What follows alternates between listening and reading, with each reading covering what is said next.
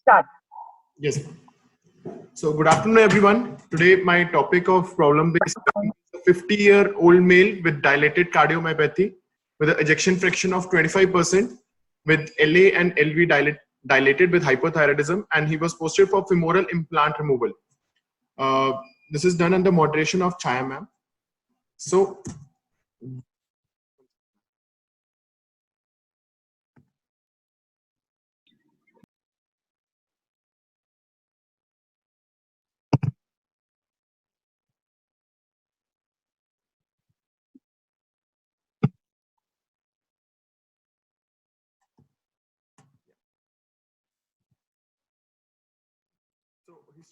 So a 50-year-old male, Mr. Anzar, resident of Pimpri, shopkeeper by occupation, came to him to a hospital with chief complaints of pain in right leg since 1 month. History of presenting illness: my patient was apparently asymptomatic 1 month back when he started having pain in right thigh. Pain was insidious in onset, gradually progressive, and non-radiating in nature. It is associated with swelling, and pain was aggravated on movements. Patient also have complaints of breathlessness on exertion, which gets relieved on taking rest. He can climb 1.5 flights of stairs, but difficulty in having completing 2 flights of stairs. There's no complaint of cough, cold, or fever at present. There was no history of recent travel or contact with COVID positive patient.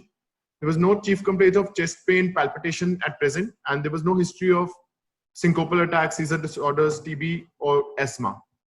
Past history: patient was a known case of hypertension since 7 years and was on tablet metoprolol 25 mg and tablet ramipril 2.5 mg.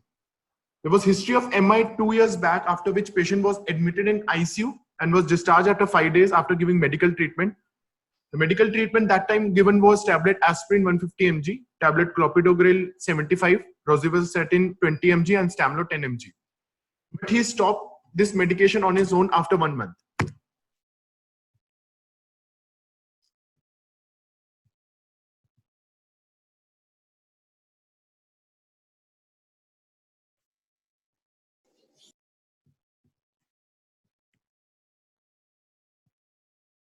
Sorry, ma'am, I'm not able to.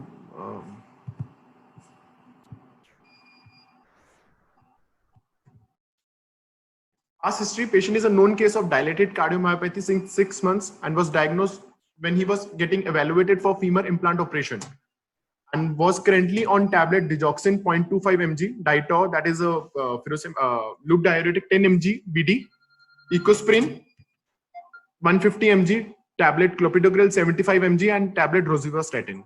Patient is also a known case of hypothyroidism, which was recently diagnosed and was on tablet Thyronorm 25 mics OD.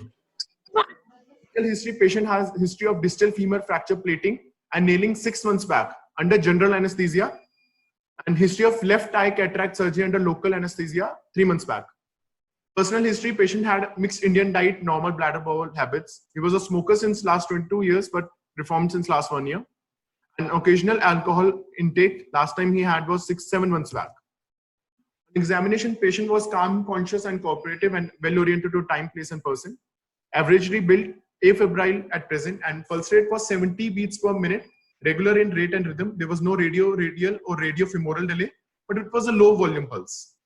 And so blood pressure was also 138/96 and was taken in right upper hand in supine position. There was no pallor, icterus, cyanosis, edema, lymphadenopathy, clubbing.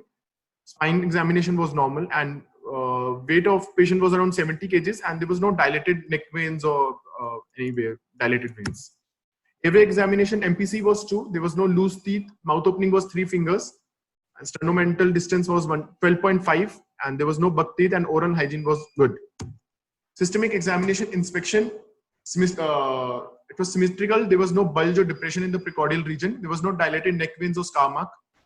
On palpation, apex beat in the left 5th intercostal space, and on auscultation, there was a systolic murmur in the mitral area.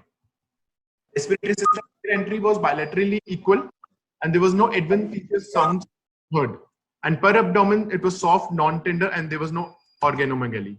So summarizing my case, I would like to summarize a case of 50-year-old patient, operated case of right femur fracture with implant in situ with chief complaints of pain in operated legs since 1 month. Is a known case of hypertension, dilated cardiomyopathy, and hyperthyroidism on treatment and now posted for femur implant removal. So gist of my talk is cardiomegaly. So what is cardiomegaly? By definition, cardiomyopathies are a heterogeneous group of diseases of the myocardium associated with mechanical and or electrical dysfunction that usually but not invariably exhibit inappropriate ventricular hypertrophy or dilatation and are due to a variety of causes that frequently are genetic.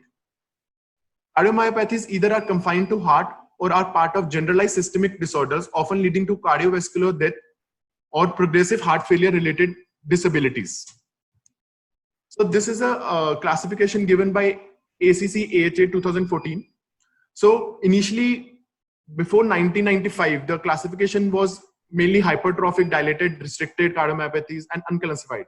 But now they have classified in 2006 from onwards, they have classified into primary and secondary, into genetic, mixed and acquired causes. So I'll restrict my talk to dilated cardiomyopathy, which is a mixed type of cardiomyopathy that it could be acquired as well as mostly it is genetic. Causes of dilated cardiomyopathy: idiopathic, familial, metabolic cardiomyopathies can be due to obesity, diabetic, thyroid disorders. Toxic cardiomyopathies are also dilated cardiomyopathies, that is alcoholic mostly cardiomyopathies or cocaine cardiomyopathies. Tachycardia-induced cardiomyopathies. Infectious causes leading to dilated cardiomyopathy can be AIDS or Chagas disease, and inflammatory being hypersensitivity and rheumatological. Peripartum cardiomyopathy is also a subtype of dilated cardiomyopathy, and other causes could be iron overload, stress, cardiomyopathy, or amyloidosis. So basically, when we are evaluating these patients, what we are looking after is MACE, like that is major adverse cardiac event. Whenever we go for PACs, this is what we are scared of. That's why we have to take a detailed history and detailed examination of this patient. So I'll be talking about this throughout my presentation, that is MACE. It includes cardiac death, cardiac arrest, myocardial infarction, arrhythmias, that could be malignant, like that is complete heart block, and heart failures.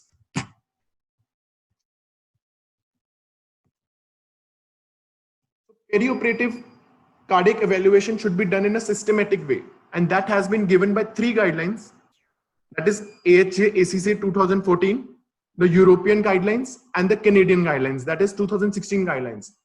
What we usually follow is the 2014 ACC and AHA guidelines. So all my talk will be further on based on 2014 ACC and AHA guidelines. So why perioperative evaluation for a cardiac patient posted for a non-cardiac patient, non-cardiac surgery is required is because 50% of the pre-op death are due to cardiac. Especially it occurs in the initial 72 hours. It has an atypical presentation. Plaque rupture is not one of the causes. Like it could be demand versus supply ratio type of a MI.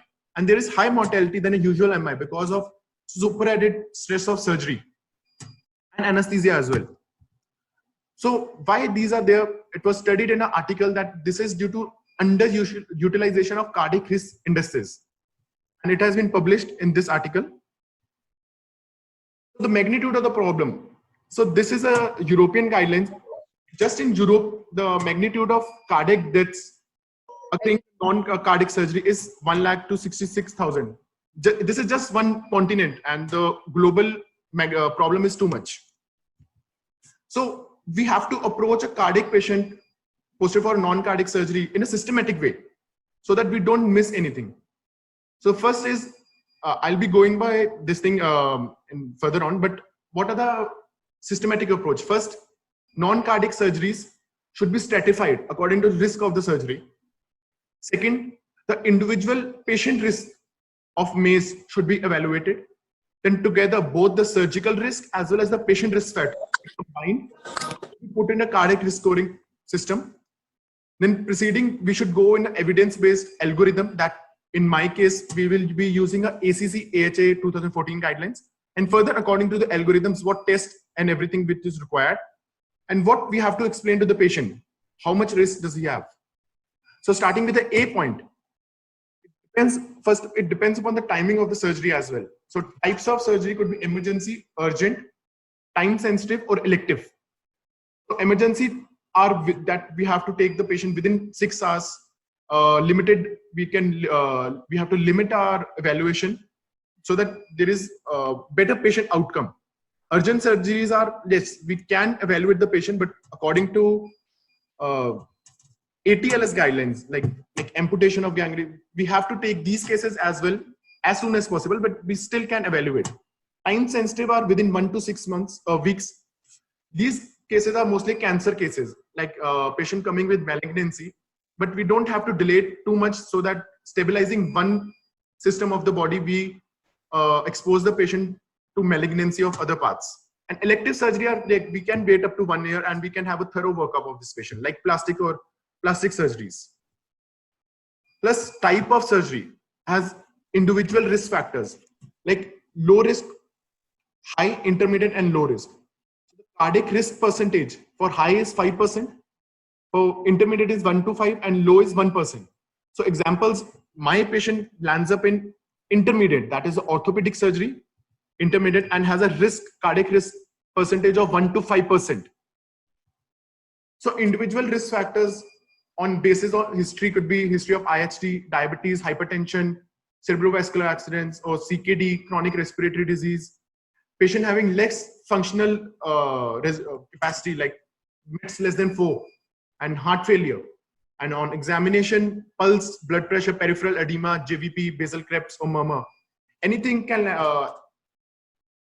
So now we have to incorporate both the things into a scoring system.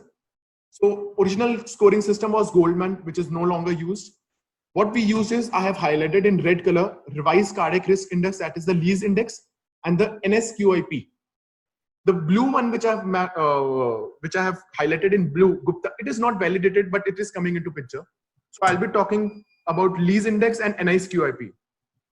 So why revised cardiac index or Lees index is used? Because it's a simple, it is validated and globally accepted tool for MACE. It was published in 1999. So this is the article, original article. So what it tells is it has 6 factors, each containing 1 point. So cerebrovascular disease, 1 point, congestive heart failure, 1 point, serum creatinine level more than 2 mg per deciliter, 1 point, diabetes mellitus requiring insulin, 1 point, ischemic patient with IHT or ischemic cardiac disease, 1 point, and intrathoracic or a major surgery, that is intrathoracic, intra-abdominal surgery, 1 point. So according to this, if my patient has 1 point, it has a risk of 0.9%, 2%, then 6.6. It's a range actually, 3.9 to 10.3. I calculated this risk in my patient and it came out to be 2 points. That is a 10.1% risk of cardiac index, MACE, that is major cardiac event. So this is the next one, NSQIP, which I was talking about. So we can tell the patient, like if patient asks us, what is the risk of this surgery to me? We can tell him in numbers as well. So this is an online scoring system. We just have to upload it, all the details of the patient, and we can email to us and even download it. I calculated this scoring for my patient. So this is easy, very easy to explain to the patient as well. So everything is red.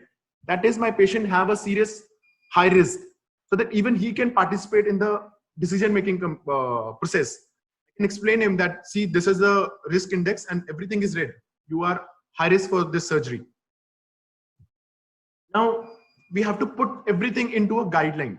So this is a picture from Morgan. This is the AHA-ACC guidelines. I'll be dealing with this in 2 parts. This is the first thing. Now we have to go algorithm wise. So the patient is scheduled for a surgery with known or risk for CAD. Whether it's now the first step is whether it's an emergency. If yes, then yes, we have to take the patient with clinical risk stratification and proceed for surgery depending upon timing of the surgery. Then if it's not an emergency, then we have to look whether the patient have acute coronary symptoms, whether any recent MI or acute MI. If yes, then we have to evaluate and treat according to guidelines. If no, that is in my case, we are dealing with in this way for my patient, emergency no, acute coronary symptom no. So now we have to estimate the perioperative risk of MACE based on the combined surgical, clinical and surgical, like both the patient's factor and the surgical factor. What I mean is, supposedly a patient with high comorbidity like hypertension, CKD, or what not all, is posted for cataract surgery under local anesthesia, is low risk. Yes, so the patient will go in this. So no further testing is required, but it's a class 3 recommendation. So we can proceed for surgery. On the same hand, if a patient with hypertension, just hypertension, is posted for a abdominal surgery, he'll be at elevated risk. So in my patient, we'll move on to elevated risk. Then further on moving, whether it's it depends upon METs of the patient. If the patient have more than 4 METs, no further testing is required. And even if patient have more than 10 METs, no further testing is required, and we can proceed for surgery. But supposedly my patient has METs of less than 4, like in my case, or we can't test, like he or she can't tell us what the MET is.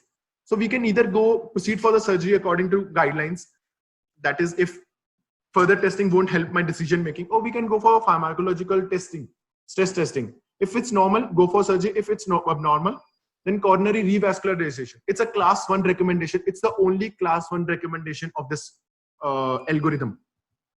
So coming back to normally what happens is, this is the normal heart. So when heart is pumped, it still has a lot of space it has good inotropy to pump out all the blood from left ventricle to the aortas and further on to the body. But what happens in dilated cardiomyopathy? So picture on the left, the ventricles are getting filled. It's an overstretch. It's a dilated one. Just see, it doesn't have a good inotropy.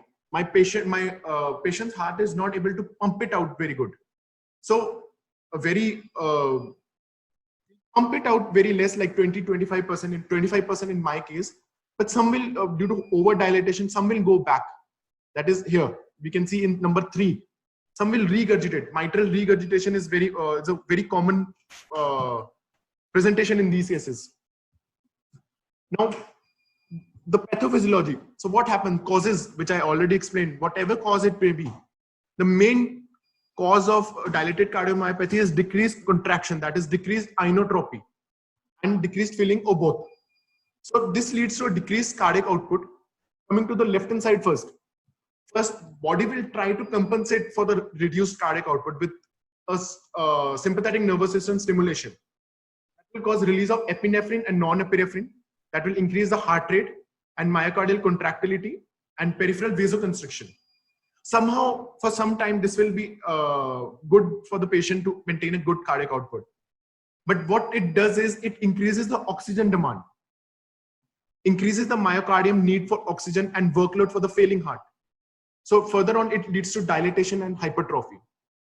And if we come to the right hand side of the part, so decreased cardiac output will also cause neurohormonal response, that is release of renin, angiotensin, aldosterone. So it will cause water retention and everything, but it will further deteriorate my patient's heart. So this will cause peripheral vasoconstriction, which increases the blood pressure. But all these factors can maintain a cardiac output for a limited period of time. Further on, my patient's heart oxygen demand will be increased. There will be increased workload to the heart, and further on, my patient will deteriorate with dilatation and hypertrophy. So dilated cardiomyopathy patient, when we take their rounds, they are on polypharmacy. Due to various reasons, they'll be on ACE inhibitors. ACE inhibitors are started in these patients because it has shown to improve the mortality, as well as it prevents remodeling of the heart. ARBs are used in patients who are ACE intolerant, like have a severe cough or everything. Diuretics are used to decrease the volume in these patients, since they have water retention. But diuretics can cause potassium loss as well. So potassium is rarely used in these patients. So beta blockers, yes, beta blockers has also been shown to increase the mortality rate in these patients. And then digoxin is used to increase the inotropy and to decrease the heart rate. since these patients are prone for thromboembolic events, so warfarin or some kind of anticoagulants are usually started, and ICD may be there. So perioperative investigations, we need a complete blood count, RFT and liver function test. Very much important, because and serum electrolyte, since digoxin diuretics can cause electrolyte disbalance, digoxin causing hypomagnesemia, hypocalcemia, and electrolytes, this diuretics causing hypokalemia. Pro-BNP is released by the dilated atria and ventricle. So if this is raised, so that signifies that the patient is having some kind of cardiac failure, is going towards cardiac failure. Then BSL and coagulation profile. Then ECG, for my patient, ECG has a T wave inversion in lead 3, AVF, V4, V5, V6. Chest X-ray will usually show a cardiomegaly. And for my patient, 2D echo showed a dilated LA and LV with an ejection fraction of 25%. There was apical hypokinesia, mild MR, no clot. So perioperative, so when we were evaluating this patient, so perioperative or cardiologist reference was advised, and he advised a CAG. CAG showed somehow normal coronaries, and he was advised to withhold clopidogrel 5 days prior to surgery and start on low molecular weight heparin, which was to be stopped 24 hours prior to surgery. And this was advised by the cardiologist. Patient was given high risk for the surgery. Perioperative and informed consent was taken. Patient and patient relatives both were explained about the risk. This is very much important in these cases. Patient will be given fitness under ASA4 with high risk SIC ventilator consent, NBM since midline, and we'll secure a large bore cannula. We have to take consent for both invasive procedures like central line and arterial line, and adequate blood products and should be available. And anxiolytics like 0.25 mg alprazolam can be given at night. Patient was advised to continue beta blockers, statins, and thyroid medication in the morning for our case, and both ACE and diuretics were skipped in morning. Last dose of low molecular weight heparin was given 24 hours prior, and we asked for a repeat PT-INR and serum electrolyte and during surgery. So OT preparation, the surgeon is informed to take this case as the first case in the morning. Both the anesthesia machine is checked, air cart with appropriate size ET tube and laryngoscope blades should be available. All emergency drugs should be readily available. So cath lab should also be informed priorly that we are taking such a high risk case. So they are standby. So just in case pacing is required for this case. And OT temperature should be very optimal. We don't want hypothermia in these cases, because hypothermia causes vasoconstriction. That will aggravate afterload increase. So explaining goals of anesthesia will be very easy if I explain the physiology behind this thing. This is the cardiac cycle which we all read. So I'll be dealing with the pressure volume graph here. So first I'll just tell you what all labeling are there. So point number 1 is mitral valve closing. Second point is aortic valve opening, then the aortic valve closing and mitral valve opening. This is end systolic point. This is end diastole point. After this, there will be isometric contraction. The pressure is going up. As soon as the pressure of ventricles and aorta meet, the aortic valve will open. Then there is ejection of blood. Here the pressure of ventricles go down below aorta, so the aortic valve closes, and then it goes back. So this is the end systolic volume. This is normal. This is normal. And this is a stroke volume. Stroke.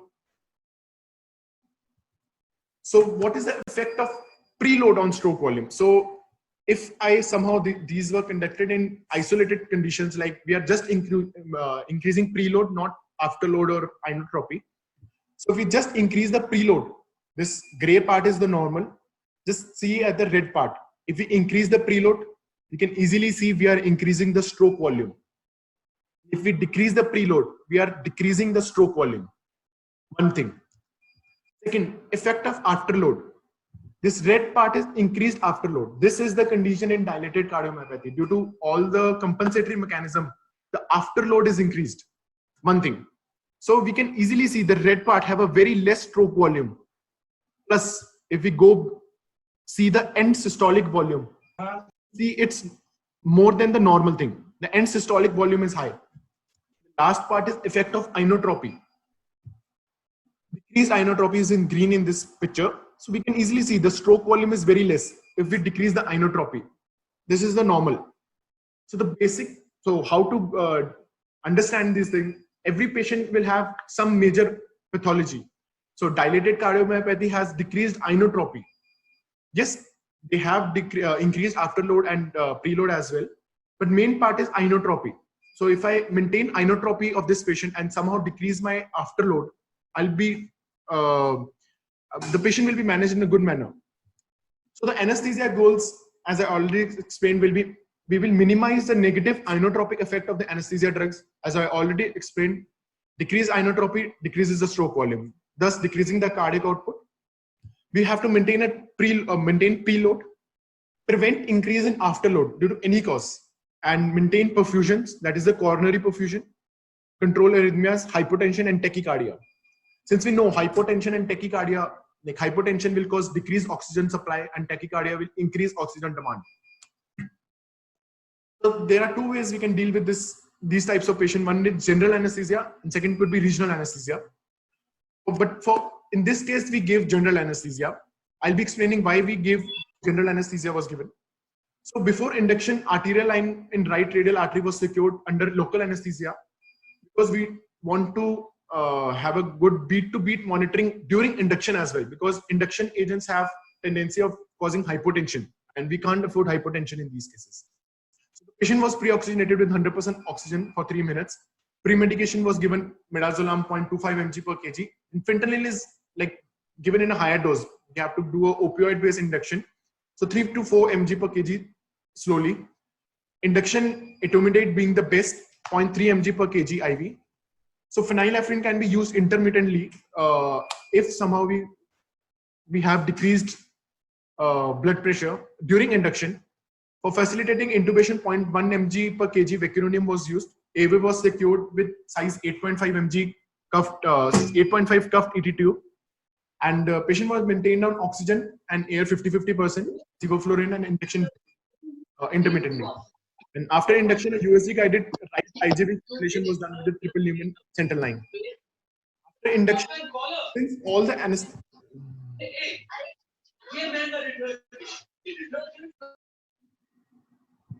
Since we know all the anesthesia drug have negative inotropic, like not all, like mostly the inhalational agents have a bit of negative inotropic effect.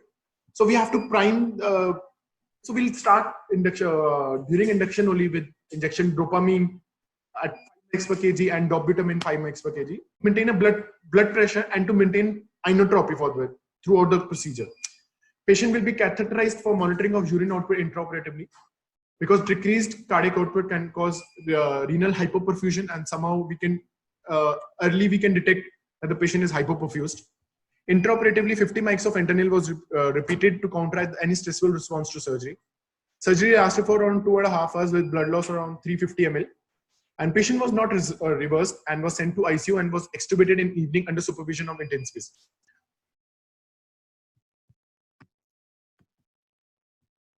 So intraoperative monitoring. So why general anesthesia is used is we have more hemodynamic control during general anesthesia. One thing.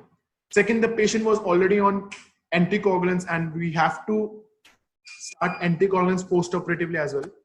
So and plus regional anesthesia can cause unpredictable sympathetic blockade, which we didn't want in our case, because that can cause hypotension. So we didn't want that thing in our case.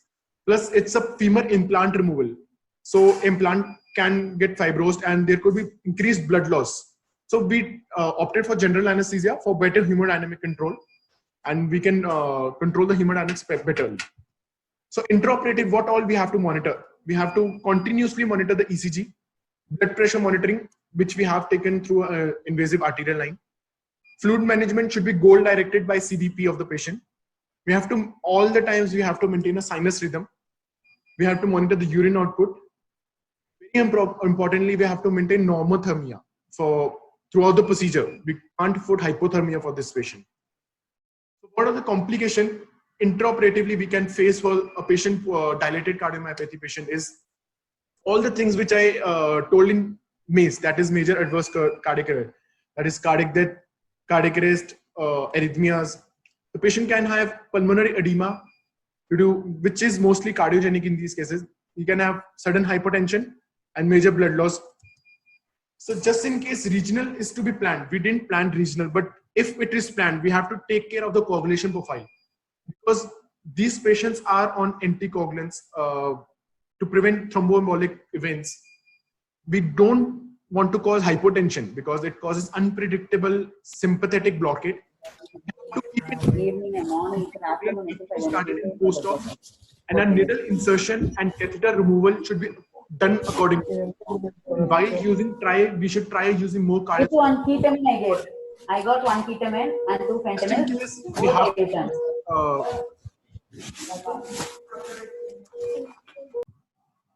last slide, just in case we have to give regional anesthesia. So subcutaneous heparin doesn't have any effect. We can easily give it. So in my case, I'll talk about this case only. He was on low molecular weight heparin. So we have to wait for 10 to 12 hours before we do insert a neuroaxial catheter or needle, and we have to wait for more than 2 hours to resume it. And if we want to post-operatively remove it, we have to wait for 10 to 12 hours, and then again start it after 2 to 4 hours. Then only we can resume it. So we have to take care of this thing.